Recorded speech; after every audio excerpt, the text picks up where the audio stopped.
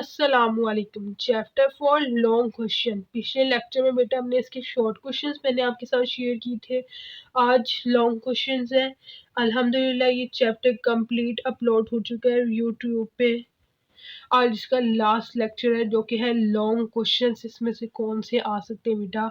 Differentiate between prokaryotic and eukaryote sales.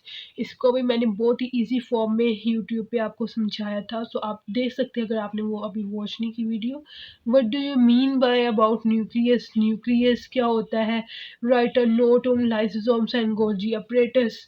Lysosomes और Golgi apparatus के बारे में एक नोट लिखे हैं। Right down the structure and function of ribosome. Ribosomes के स्ट्रक्चर एंड फंक्शन के बारे में डिस्कस करें।